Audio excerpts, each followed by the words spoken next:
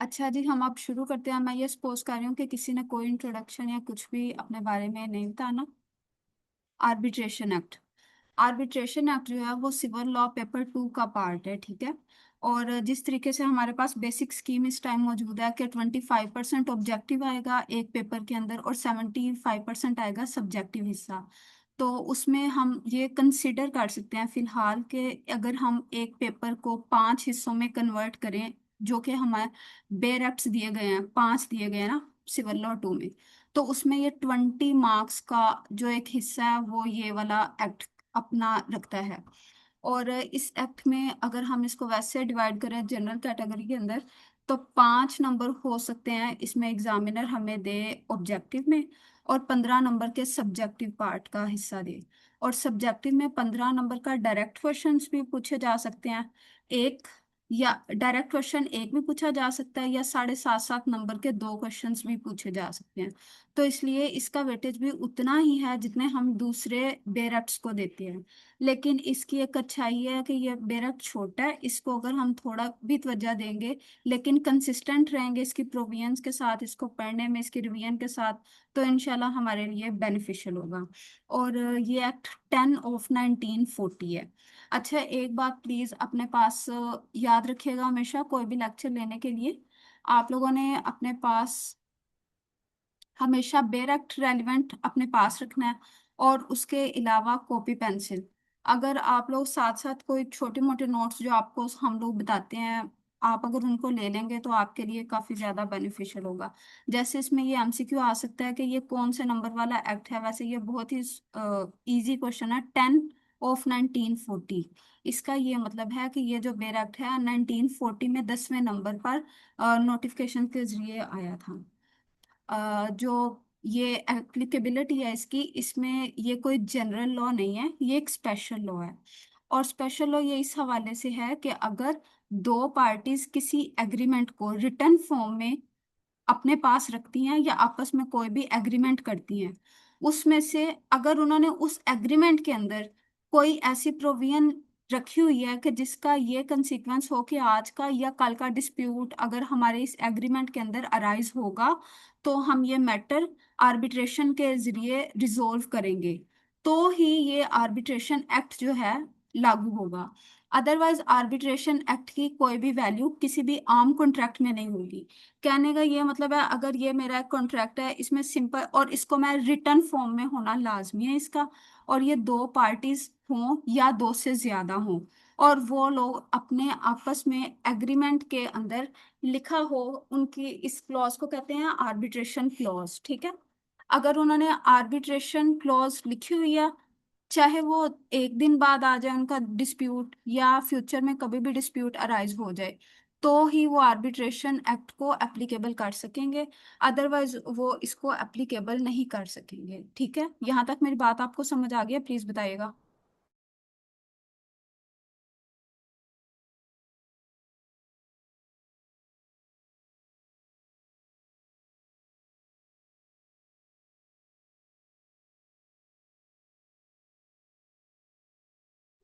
Yes ma'am, आ गई है। अगर आप लोगों को मेरे बोलने की स्पीड से मसला हुआ तो प्लीज मुझे बताइएगा, मैं थोड़ा कम बोलूँ, आहिस्ता बोलूंगी, ठीक है। उसके बाद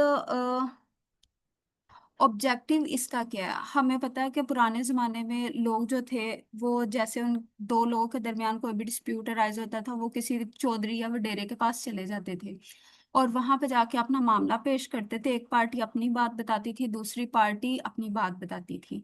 तो जब वो लोग उसके पास लेके जाते थे अपना सारा मामला बयान करने के बाद, जो फाइनल आउटकम आता था ना, वो दोनों पार्टीज उसको मानने की पाबंद होती थी। इसी तरीके से इसी चीज को मद्देनजर रखते हुए आर्बिट्रेशन एक्ट 1940 बनाया गया था, ताकि लिटिगेशन की तरफ कम जाएं लोग, कोर्ट्स की तरफ कम जाएं, और अपने किसी भी ऐसे मामले को जिसके अंदर आर्बिट्रेशन क्लॉज मौजूद हो, वो रिटर्न फॉर्म में हो, वो जाके किसी भी प्राइवेट पर्सन, चाहे उसको कल को कोर्ट अपॉइंट करे, या वो जो पार्टीज हैं उन्होंने खुद ही पहले से डिसाइड किया हो कि अगर कल को हमारा ये मामला होगा तो हम इस बंदे के पास जाके अपना डिस्प्यूट रिजोल्व करवाएंगे, इस तरीके से हो। वो लोग जा सकते हैं और अपना मामले को हल करवा सकते हैं। इसमें settlement of dispute outside court, ये जो मैंने अभी आपको सारा बताया, इस तरीके से स्पीडी एंड इकोनॉमिकल जस्टिस। इसके अंदर ये नहीं होता कि आप पहले प्लेंट लाओ, फिर रिटर्न स्टेटमेंट आए, उसके बाद पार्टीज आए, कोर्ट के अंदर पेश हों, ट्रायल चले, ऐसा कुछ नहीं होता। इसमें अगर तो दोनों पार्टीज मुत्तफिक हैं, पार्टी ए और पार्टी बी, ठीक है, तो वो दोनों पार्टीज किसी सी बंदे के पास अपना अपना डिस्प्यूट लेके जाएंगी। इनका डिस्प्यूट रिटर्न में होना चाहिए, और वो बंदा जो फैसला करेगा वो इन दोनों पार्टीज के ऊपर लागू होगा। एक बात, ये एक से ज्यादा बंदे भी हो सकते हैं, लेकिन हमेशा इन लोगों ने ओड नंबर में होना है, इवन नंबर में नहीं होना। अगर ये कल को इवन नंबर में आ जाते हैं लोग, तो इसके लिए कंडीशन ये है कि वो उनमें से एक बंदे को अंपायर कंसीडर करेंगे, और वही बंदा होगा जो कि उनको हतमी फैसला दे सकता होगा। ठीक है। और इसके अलावा एक बात ये भी है कि अगर कोई केस कोर्ट में चल रहा है, तब क्या होगा, वो सारी की सारी कंडीशंस भी हमारे पास अवेलेबल होती हैं। आया कि ये कोर्ट की कंसेंट के साथ आउट ऑफ कोर्ट जाके सेटलमेंट करना चाहें, वो उतने पोर्शन के लिए जितने पोर्शन के लिए पार्टी ए और पार्टी बी जो है, ये दोनों एग्री होंगी कि हम इतनी इतनी चीज के लिए आर्बिट्रेशन में जाएंगे, वो जा सकते हैं। फिर वो जितना पोर्शन भी एग्रीड होगा ना बिटवीन द पार्टीज, कि हम ये वाला पोर्शन और ये वाला पोर्शन कोर्ट में से बाहर सेटल करेंगे, फलां आर्बिट्रेटर को मुकर्रर करेंगे, और इतने इतने चीज के ऊपर हमारा जो कोर्ट है वो फैसला नहीं देगा, तो इस सारे को भी अ, हम आर्बिट्रेशन के अंदर लाते हैं और वहां से फैसले करवाते हैं। बेसिकली हमने जो भी काम करना है ना, स्पीडी और इकोनॉमिकल जस्टिस को लाने के लिए ही काम करना है। और इससे कोर्ट का वर्कलोड भी कम होगा, और पार्टीज को थोड़ी बहुत ऑटोनॉमी भी होगी कि हाँ ठीक है, हमारी बात भी मानी गई है। जैसे हम पंजाबी में कहते हैं, सोनिया दे के बात खत्म करना, कुछ मामले इसके उस तरीके से भी हो जाते हैं। ठीक है। तो इन चीजों को आप लोगों ने ख्याल में रखना है, और ये बेसिक है, इसको आपने मतलब अगर क्वेश्चन हमारे पास सब्जेक्टिव टाइप आता है, यानी कि अगर प्रोपोजिशन बेस्ड क्वेश्चन नहीं आता, ऑब्जेक्टिव आता है तो भी, और सब्जेक्टिव जैसे हम एलएलबी में पढ़ते थे तो भी क्वेश्चन आता है, तो इस तरीके से आप एक ऑब्जेक्टिव्स की हेडिंग दे के ये वाली सारी इसकी एक्सप्लेनेशन लिख सकते हैं। उसके बाद इसकी एप्लीकेबिलिटी, सबसे ज्यादा इस टाइम जो आर्बिट्रेशन एक्ट एप्लीकेबल है ना, वो कमर्शियल मैटर्स में है, या कोई ऐसे मैटर्स जो बहुत ज्यादा बड़े लेवल पे हों, जैसे अभी ऑरेंज लाइन ट्रेन चल रही है, इसके भी आईडीए के साथ काफी ज्यादा केसेस चल रहे हैं। और उसमें होता क्या है कि एक पार्टी जो है वो आपको देती है कॉन्ट्रैक्ट, और दूसरी पार्टी जो है उसको फुलफिल करती है। ठीक है। लेकिन अगर उसने ये कॉन्ट्रैक्ट इस सूरत में फुलफिल करना था, लेकिन उसने इस सूरत में नहीं किया, बल्कि इस सूरत में कर लिया, मतलब अपनी प्रोविजन से हटके कोई ना कोई चीज कर दी है, तो दूसरी पार्टी इस बात का राइट रखती है कि वो आउट ऑफ कोर्ट जाके किसी थर्ड पर्सन आर्बिट्रेटर के पास चले जाएं, या फिर वो दोनों पार्टीज में से एक पार्टी कोई बात कह रही है और दूसरी नहीं मान रही, तो वो जो पहली पार्टी है कि वो कह रही है कि मैंने इस चीज को एप्लीकेबल करवाना है, एक पिटिशन की सूरत में कोर्ट में लेके जा सकती है केस, और कोर्ट फिर एक थर्ड पर्सन आर्बिट्रेटर को अपॉइंट करेगा, और उसे कहेगा कि तुम्हारे पास ये बातें हैं, और वो उसको लिमिट कर देगा। उस सारे के सारा जितना भी प्रोसीजर होगा ना, उसके ऊपर लिमिट करेगा कि तुमने सिर्फ इन इन क्वेश्चंस का इन दोनों पार्टीज के दरमियान जवाब तलाश करना है इनकी बातों से, और फिर वो जो अपना डिसीजन देगा वो कोर्ट में जाके फाइल करेगा। उसके बाद उसकी फाइनलिटी इख्तियार होगी अगर दूसरी पार्टी को ये सुना जाए। अगर दूसरी पार्टी को ना सुना जाए, मतलब अपॉर्चुनिटी ऑफ हेयरिंग ना दी जाए, और कोर्ट जो है वो सॉरी आर्बिट्रेटर जो है वो एक्स पार्टे ही अपना फैसला कर दे, तो फिर ये एप्लीकेबल नहीं होगा। अच्छा, एक और बात, मैं थोड़ा सा इस तरीके को कोर्ट वाली साइड पे भी लेके जा रही हूँ, मैं इसलिए लेके जा रही हूँ ताकि आप लोगों को सारा ओवरव्यू साथ साथ मिलता जाए। दूसरी ये बात है कि हमने बड़ा सुना हुआ है कि सेक्शन 9 जो हमारा सिविल कोर्ट्स ऑर्डिनेंस है, वो कुछ चीजों को बार करता है कि सूट इंस्टीट्यूट नहीं होगा। ठीक है। उसको अगर हम 711 के डी में जाएं, तो फिर वो हमें ये ऑर्डर 7 रूल 11 ये कहता है कि वो वाले सूट्स जो बार्ड बाय लॉ होंगे वो इंस्टीट्यूट नहीं किए जाएंगे, और उनकी प्लेंट्स रिजेक्ट की जाएंगी। अच्छा, अब ये एक चीज मैंने आपको सेक्शन 9 और ऑर्डर 7 रूल 11 डी की बता दी। तो अब मैं तो ये कह रही हूँ कि बार बार कोर्ट में जाएंगे, कोर्ट में जाएंगे, तो हम ये किस सूरत में जाएंगे? तो हम इसका एक सिंपल सा आंसर है, एप्लीकेशन यानी कि पिटिशन की सूरत में जाएंगे। ये एक्सप्रेसली बार्ड बाय लॉ है कि हम आर्बिट्रेशन के हवाले से सूट की शक्ल में कभी भी अदालत में नहीं जाएंगे। जो हम बेसिक अपनी प्रैक्टिस में करते हैं ना, कि हमारे पास एक शख्स आया, उसने हमें सारी की सारी अपनी बातें बताई और एग्रीमेंट टू सेल उसका था, उसकी बेसिस के ऊपर हमने कल को स्पेसिफिक परफॉर्मेंस लेके जाना है।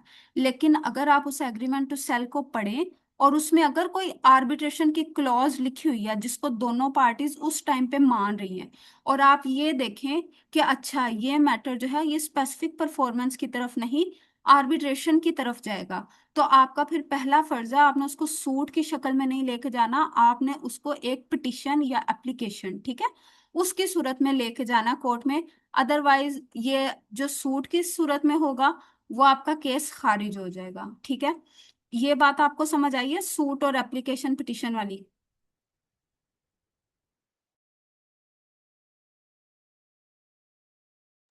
आपको आवाज आ रही है? मुझे लिख के बता दें या बोल के प्लीज।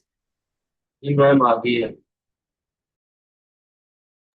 अच्छा, इसके लिए आप लोग सोर्स जो है वो नोट कर लें। एक तो है सेक्शन 34, सॉरी सेक्शन 32 और सेक्शन 33। ये दोनों सेक्शन आर्बिट्रेशन एक्ट के ना यही बात कर रहे हैं, bar to suit contesting arbitration agreement और अवार्ड, और दूसरा है आर्बिट्रेशन एग्रीमेंट और award to be contested by application. और इस चीज को आप अपना जो सेक्शन 9 है civil codes ordinance, sorry civil procedure code का, और दूसरा ऑर्डर 7 रूल 11 सब रूल 11 डी, उसके अंदर भी कोट कर सकते हैं। अगर उनकी एक्सप्लेनेशन आएगी तो आप उधर लिख दीजिएगा, अगर इसकी एक्सप्लेनेशन आएगी तो आप सेक्शन 9 का हवाला दे सकते हैं, ऑर्डर 7 रूल 11 का दे सकते हैं, और इंटरव्यू में भी आ सकता है, तो इसको आप तीनों साइड्स पे इंटरचेंजेबली यूज कर सकते हैं। नेक्स्ट है कि इस टाइम पे आर्बिट्रेशन एक्ट की तो चलो बात हो गई थोड़ी बहुत जितनी हमने की है, इसके अलावा और कौन कौन से लॉज हैं जो पाकिस्तान में चल रहे हैं? प्राइमरीली हमारे पास कोड ऑफ सिविल प्रोसीजर है किसी भी चीज के लिए, ठीक है। ये एक प्रोसीजर है जो कि अदालत में चल रहा है, जो कि हमारे सारे दावों को लेके चलता है अदालतों के अंदर, ठीक है। उसके बाद आर्बिट्रेशन एक्ट ने अपना सारा रूल्स एंड रेगुलेशंस और सारा कुछ बता दिया हुआ है कि अगर किसी शख्स को किसी भी किस्म का कोई भी डिस्प्यूट अराइज होता है और उन लोगों ने एग्रीमेंट के अंदर लिखा हुआ है कि ये कल को डिस्प्यूट होगा, इस नोयत का होगा, तो हम आर्बिट्रेशन के तहत जाएंगे, हम कोर्ट में नहीं जाएंगे। अच्छा, ये एक्सप्रेस रिटर्न भी हो सकता है और इम्प्लाइड रिटर्न भी हो सकता है। अब सीपीसी और आर्बिट्रेशन के अलावा एक है recognition and enforcement arbitration agreement and foreign acts, foreign arbitral award act 2011। ये भी पाकिस्तान में चल रहा है, और ये सिर्फ तब चलता है जब किसी इंटरनेशनल लेवल के या आउट ऑफ पाकिस्तान लेवल के जो डिस्प्यूट होंगे, वो वहां पे एक पार्टी पाकिस्तान की होगी, दूसरी पार्टी बाहर की होगी, और वहां से कोई फॉरेन जजमेंट हमारे पास आ जाती है, और उसकी बेसिस पे कोई अवार्ड आ जाता है, तो उसको पाकिस्तान में इम्प्लीमेंट करवाना है। प्राइमरीली हमारा फोकस आर्बिट्रेशन एक्ट 1940 है, लेकिन हमें दूसरी प्रोविजंस और दूसरे एक्ट्स के बारे में भी थोड़ा थोड़ा पता होना चाहिए, सो दैट कि अगर हमारा क्वेश्चन सब्जेक्टिव टाइप आ जाए, प्रोपोजिशन की बात नहीं मैं कर रही, मैं सब्जेक्टिव टाइप की बात कर रही हूँ, जिस तरीके से हमारे पास एलएलबी में क्वेश्चंस आते थे, तो उसके अंदर ऐड करने के लिए हमारे पास मजीद ज्यादा से ज्यादा मटेरियल हो, ठीक है। तो आप फिर इस तरीके से क्रॉस रेफरेंस देके अपनी बातों को वहां पे बयान कर सकते हैं, सो दैट कि अपना आपका पेपर दूसरों से थोड़ा सा डिस्टिंग्विश होए। तीसरी ये बात है कि इसमें आर्बिट्रेशन बिल 2024 ये भी अभी प्रपोज्ड है, इसका अभी कोई फैसला नहीं हुआ आया कि ये एक्ट में कन्वर्ट हुआ है कब होगा कब नहीं होगा इस चीज का अभी फैसला होना बाकी है, क्योंकि जब ये पास होगा उसके बाद। और इसके अंदर काफी ज्यादा जो है ना, आर्बिट्रेशन एक्ट 1940 वो चेंज हो जाएगा। मीनिंग देयर बाय कि जब आर्बिट्रेशन बिल 2024 जो है वो एक्ट की सूरत में लागू हो जाएगा, तो arbitration act 1940 to some extent अपनी हैसियत खो देगा, क्योंकि उसमें काफी ज्यादा चेंजेस होंगी। और वो सारी चेंजेस जो हैं वो United nation commission on international trade law ने, क्योंकि इंटरनेशनल का कमर्शियल आर्बिट्रेशन एक्ट को अडॉप्ट किया है, उसको अडॉप्शन के बाद इन्होंने कुछ रूल्स एंड रेगुलेशंस बताई हैं। उनके मुताबिक फिर ये आर्बिट्रेशन एक्ट जो है ना जब भी वो पास होगा वो वाला साल यहाँ पे लगेगा।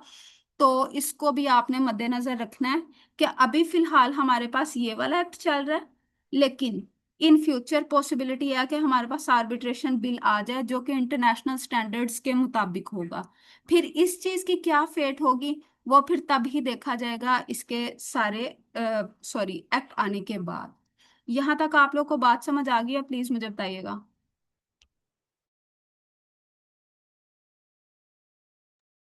जी मैडम आ गई।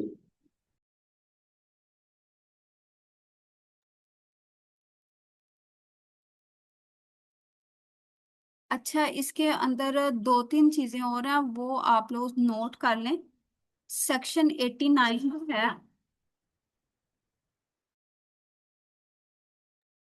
सिविल प्रोसीजर कोड का, वो आर्बिट्रेशन के हवाले से बात करता था। वो सीपीसी में से ओमिट हो चुका है। क्यों? क्योंकि आर्बिट्रेशन एक्ट 1940 एप्लीकेबल हुआ है इस वजह से। उसके बाद सेक्शन 89A जो है वो मीडिएशन और कंसिलिएशन की बात करता है। ऑर्डर 9 बी जो है वो भी इन्हीं चीजों की बात करता है, मीडिएशन की।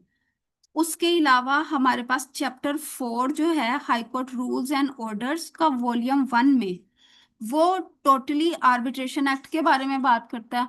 और इसके अंदर वो वाले फॉर्म्स, जैसे हमारे पास सीपीसी में एंड पे स्केजुअल के अंदर फॉर्म मौजूद है ना, कि प्लेंट की ये शक्ल होगी, रिटर्न स्टेटमेंट की ये शक्ल होगी, जजमेंट की ये शक्ल होगी, डिक्री की ये शक्ल होगी। शक्ल का मतलब है बेसिक स्ट्रक्चर। इसी तरीके से chapter 4 of Lahore high court Lahore के ऑर्डर्स रूल्स एंड ऑर्डर्स के वॉल्यूम 1 में भी सेम फॉर्म्स दिए गए हैं, जिसके मुताबिक हमारे पास जो पिटिशन होगी हमारी, क्या नाम लेते हैं, आर्बिट्रेशन की कोर्ट में जाने के लिए, चाहे वो किसी भी सेक्शन के तहत हो, या जो हमारे आर्बिट्रेटर्स हैं वो अवार्ड देंगे उनका, उन सब का एक बेसिक स्ट्रक्चर दिया गया है। तो अगर आप लोगों ने मतलब इसको मजीद अच्छे तरीके से समझना है, तो आप इनके लिए वो फॉर्म्स भी रेफर कर सकते हैं। और वो मैं आपको 1 मिनट दिखा भी देती हूँ। ये मैंने ऑनलाइन निकाला है, तो इसका पेज नंबर 97 है। इसके अंदर उन लोगों ने सारा कुछ बयान किया हुआ है। ठीक है। बेसिक बेसिक स्ट्रक्चर दिए हुए हैं। रेफरेंस वो होता है जो कि पार्टीज लेके जाती हैं आगे किसी भी आर्बिट्रेटर के पास। ये कोर्ट की तरफ से order for appointment of new arbitrator है। आपने इन फॉर्म्स को अवार्ड की ये शक्ल है।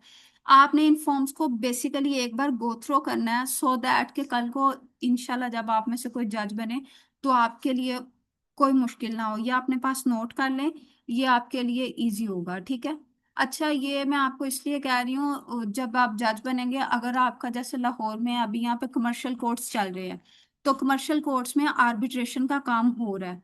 तो वहां पे जब जजेस जो हैं वो किसी चीज को रूल ऑफ कोर्ट बनाते हैं, या कोई अवार्ड को फाइनल करके फाइनलिटी इख्तियार करवाते हैं, या उसकी बेसिस के ऊपर कोई जब कोई अवार्ड कोर्ट में आता है उसकी एग्जीक्यूशन चलती है, तो उसकी बेसिस पे कोई ऑर्डर पास करते हैं।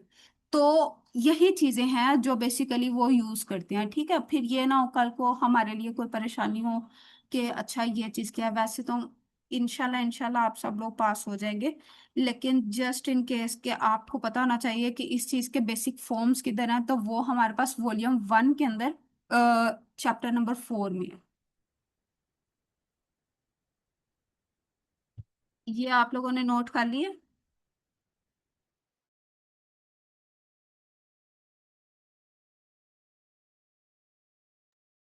Yes, अच्छा, आप लोग प्लीज बोला करें या मैसेज में लिख दिया करें, क्योंकि इस तरीके से ना फिर पता नहीं चलता, पता नहीं आपको आवाज भी जा रही है, आप लोग को समझ भी आ रही है या नहीं आ रही, क्योंकि टाइम थोड़ा होता है फिर मसला हो जाता है। अच्छा, ये वाली वेबसाइट आप लोग नोट कर लें, पंजाब जुडिशियल एकेडमी की है। इसके अंदर जो बेसिक केस लॉज है ना, ये सारे के सारे उन्होंने दिए हुए हैं सेक्शन वाइज, ठीक है। अगर आप लोगों में से किसी ने इसके रेलिवेंट सेक्शन का कोई ना कोई केस लॉ पढ़ना है, तो ये सारे के सारे सेक्शंस दिए हुए हैं, जिसके अंदर उन्होंने बार बार इन्हीं चीज़ों पे किया हुआ है कि आप लोगों ने रिटर्न में होना चाहिए, आर्बिट्रेटर किस तरीके से अपॉइंट होगा, उसके अलावा अगर किसी भी किस्म का फ्रॉड आ जाता है तो किस तरीके से जाना है, और ये सारा कुछ है इसके अंदर, ठीक है। ये आप लोग सेक्शन वाइज है, ये आप लोग के लिए काफी ज्यादा हेल्पफुल होगा, केस लॉज, क्योंकि केस लॉ बेसिक हिस्सा होते हैं हमारे पेपर के अंदर, ठीक है, सब्जेक्टिव पोर्शन में। इसके अलावा ये जो पंजाब जुडिशियल एकेडमी की वेबसाइट है, हमारे पास दूसरा सोर्स है सिविल साइटेटर। सिविल साइटेटर लाहौर की लाहौर हाई कोर्ट की वेबसाइट के ऊपर पड़ा हुआ है। इसके अंदर अगर आप लोग ये चाहते हैं कि हमें एक सिंपल ओवरव्यू मिल जाए आर्बिट्रेशन एक्ट का, तो पेज नंबर 200 से ऑनवर्ड्स इसके अंदर ये पूरे का पूरा बयान किया हुआ है। जी मिस माहिन। अस्सलाम वालेकुम मैडम। वालेकुम सलाम। मैम मैंने ये पूछना है कि आपने ये सब कुछ जो बताया है, ये हम कहाँ से यानी कि याद कहाँ से करें, प्रिपेयर कहाँ से करें एग्जाम पॉइंट ऑफ व्यू से, यानी मैम कोई एग्जाम, ऐसे जैसे हम एलएलबी में पढ़ते होते थे, कोई नोट्स मिल जाते थे। अच्छा एक बात, अब ना आप लोग का लेवल बहुत बड़ा हो गया, यकीन करें, इसमें आपको नोट्स के ऊपर रिलाय नहीं करना, आप लोग को चीजें खुद जी जी। रिसर्च करनी आनी चाहिए, ठीक है। और किसी भी चीज को रिसर्च करने का सबसे बेहतरीन तरीका है गूगल को यूज करना, ठीक है।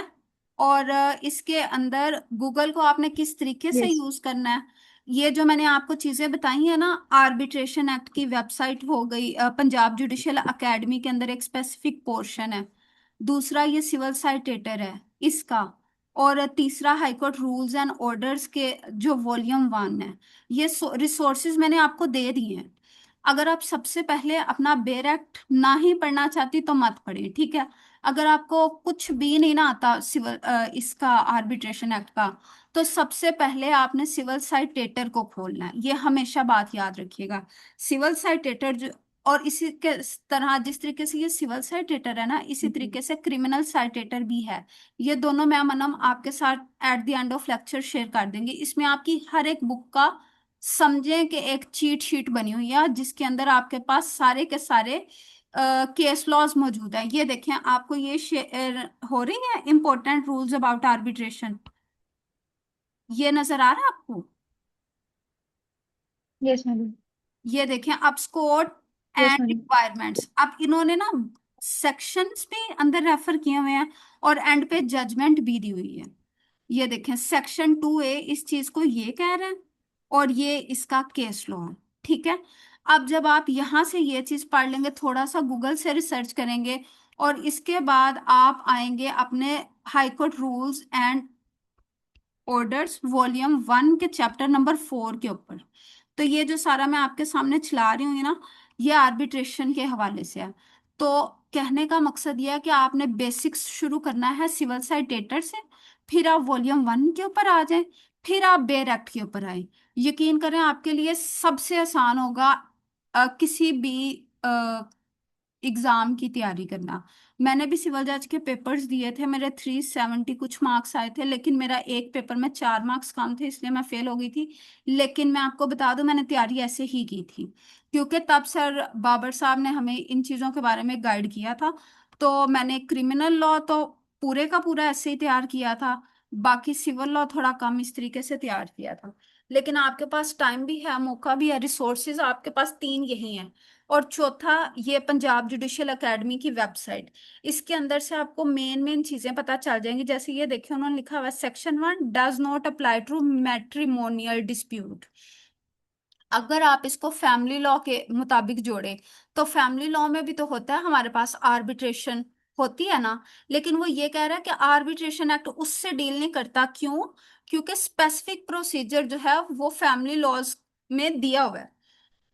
जब भी अपॉइंट होना है किसी आर्बिट्रेटर ने फैमिली लॉ के अंदर, खुला के केस में, या फिर किसी भी फैमिली डिस्प्यूट जहेज के केस में, या जैक्टिटेशन, किसी भी केस में, तो फैमिली लॉ ही प्रिवेल करेगा, फिर आर्बिट्रेशन एक्ट नहीं आएगा। लेकिन अगर कोई कमर्शियल मैटर है जो कि इन राइटिंग है, और वो आर्बिट्रेशन एग्रीमेंट की क्लॉज भी उसके अंदर मौजूद है, तो फिर हम आर्बिट्रेशन एक्ट को ही यूज करेंगे। ठीक है? आपको बात समझ आ गई है मैं क्या कह रही हूँ? Yes madam.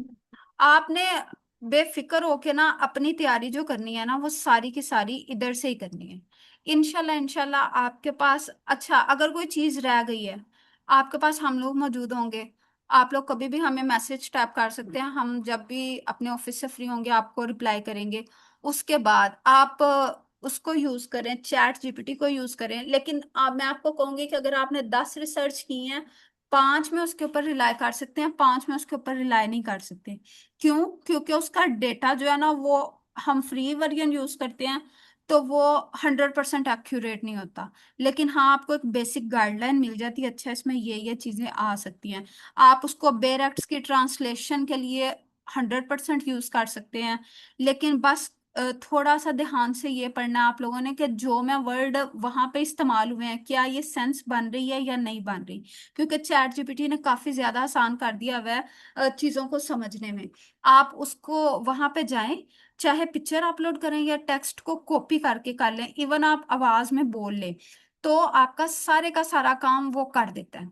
वो आपको बेसिक गाइडलाइन जो है उस चीज को एक्सप्लेन करता है, वो बहुत अच्छे से करता है। लेकिन हाँ, मैं आपको फिर कहूंगी, आपने उसके किसी केस लॉ की साइटेशन के ऊपर रिलाई नहीं करना, क्योंकि वो 100% गलत ही आती है। शायद ही कभी सही हो आई हो, जो कि मैंने नहीं देखी। ठीक है?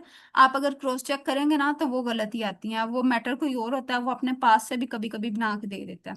लेकिन उसकी जो ट्रांसलेशन की ग्रिप है वो गूगल से भी अच्छी है। उसके अलावा अगर आपने कोई कॉन्सेप्ट समझना है, अगर उसको वन लाइनर समझना है, तो वो वन लाइनर आपको समझा देता है। अगर पूरा पैराग्राफ की सूरत में पढ़ना है, तो पैराग्राफ की सूरत में। तो अब डिसाइड ये हुआ कि अगर आप लोगों ने कुछ भी, कोई भी नया बेर एक्ट पढ़ना है, पहले आपने सिविल साइटेटर पे जाना है, फिर आपने high court rules and orders के ऊपर जाना है, फिर आपने बेर एक्ट पढ़ना है। बेर एक्ट से समझ नहीं आई, फिर आपने चौथे नंबर पे कहाँ पे जाना है? आपने चैट जीपीटी पे जाना है। 5वें नंबर पे आपने केस लॉज के ऊपर जाना है। क्यों? क्योंकि जो केस लॉ होता है उसमें किसी भी बेर एक्ट की समरी बयान की होती है। और और जब भी आपने केस लॉ पढ़ना है, पूरी की पूरी जजमेंट पढ़नी है। आपने जो उसके इनिशियल हेड नोट्स दिए होते हैं, उनके ऊपर कभी भी रिलाई नहीं करना। क्यों? क्योंकि वो वकीलों को और जजों को पता होता है, जिन्होंने वो केस किए हुए हैं, कि अच्छा इसमें बात क्या हो रही है। हम आम लोग हैं, हम स्टूडेंट ऑफ लॉ है, हमें नहीं पता कि उनका क्वेश्चन ऑफ लॉ उस जजमेंट के अंदर क्या था। और हम अक्सर ही उसको आइडेंटिफाई भी नहीं कर सकते, अनटिल और अनलेस हमारी 1 या 2 साल की जजमेंट को पढ़ने की प्रैक्टिस हो। तो मैं ये समझ रही हूँ, अगर तो आपकी जजमेंट की प्रैक्टिस बिल्कुल नहीं है, तो आप बेशक सिविल कोर्ट की, सॉरी, हाई कोर्ट की वेबसाइट पे जाया करें, या सुप्रीम कोर्ट की वेबसाइट पे जाया करें। वहां पे रिपोर्टेड जजमेंट्स होती हैं। और जजमेंट को पढ़ते किस तरीके हैं, ये सर बाबर साहब का बहुत अच्छा लेक्चर है इसके ऊपर, यूट्यूब के ऊपर, आप उसको पढ़े, उसको सुने, आपको पता चल जाएगा जजमेंट किस तरीके से पढ़ते हैं। ठीक है? फिर आपने जजमेंट एक को एप्लीकेबल करना है अपना जो चीज पड़ी हुई है उसके ऊपर। मतलब 5वें नंबर पे आपने जजमेंट को लाना है, क्योंकि जब आपको क्रक्स समझ आ जाएगा, तब ही आप जजमेंट को एप्लीकेबल कर सकेंगे। हाँ, पेपर पॉइंट ऑफ व्यू से अगर आप चाहते हैं कि मैं शॉर्टकट लूं, तो सिविल साइटेटर से ज्यादा कोई भी चीज आपको शॉर्टकट के हवाले से गाइड नहीं करेगी। ना कोई नोट्स करेंगे, ना कोई बुक करेगी। और मैं आपको हमेशा यही रेफर करूंगी, आप बेसिक सोर्सेज पढ़ें। क्योंकि कई बार ऐसा होता है कि जब हम बेसिक सोर्स पढ़ते हैं, तो हमें उस बुक या नोट देने वाले या दिए हुए बंदे से ज्यादा अच्छी समझ आ जाती है। क्योंकि हमारा लेवल जो है वो हमें पता होता है, बुक वाले बंदे का लेवल ज्यादा होता है। ठीक है? जैसे ये आप 2019 वाई एल आर 209, आपने फर्ज करना स्कोप और रिक्वायरमेंट्स के ऊपर या प्री रेक्विजिट्स जब पेपर में लिखनी है, आप ये पूरे बेयर एक्ट के लिए, आर्बिट्रेशन एक्ट 1940 के लिए सिर्फ एक जजमेंट कर लें, जो कि सिविल साइटेटर ने आपको दे भी दी है। ये इस जजमेंट को भी पढ़ने की जरूरत नहीं है, आपने बस इस पूरी की पूरी पैराग्राफ को पढ़ना है, और इसको पढ़ने के बाद जो इसका क्रक्स बनता है वहां पे लिख दें, आपको नंबर मिल जाएंगे। और दूसरी बात, कभी भी एग्जामिनर रट्टा को अप्रिशिएट नहीं करता, चाहे वो इंग्लिश का पेपर है, उर्दू का पेपर है, लॉ का पेपर है, क्रिमिनल हो या सिविल हो। आपके जब भी मैक्सिमम नंबर आएंगे प्रोपोजिशन बेस्ड क्वेश्चन में आएंगे, जब भी मैक्सिमम नंबर आएंगे आपकी सेल्फ राइटिंग में आएंगे। हाँ, लैंग्वेज आपने बेरेक्ट वाली ही यूज करनी है। अगर तो आप ये कहे ना कि मैं सारी अपनी लैंग्वेज यूज कर लूं, इसको साइड पे कर लूं, तो ये बात पूरी गलत है, ठीक है। आपने लैंग्वेज जो है वो बेरेक्ट की यूज करनी है, मतलब जो स्पेसिफिक वर्ड्स दिए गए हैं ना। अब आप ये देखें कि पूरे बेरेक्ट में आर्बिट्रेशन एग्रीमेंट लिखा हुआ है, कहीं पे भी आर्बिट्रेशन कॉन्ट्रैक्ट नहीं लिखा हुआ। तो आपने जहां पे भी यूज करना है वो बेयर एक्ट की लैंग्वेज में आर्बिट्रेशन एग्रीमेंट ही यूज करना है। समझ आ गई है, लैंग्वेज के हवाले से भी और सोर्सेज के हवाले से भी।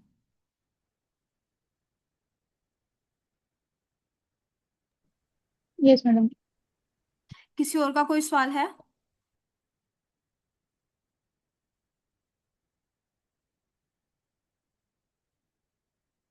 जी मैम, मेरा क्वेश्चन था, मैंने मैसेजेस पे टाइप भी किया था।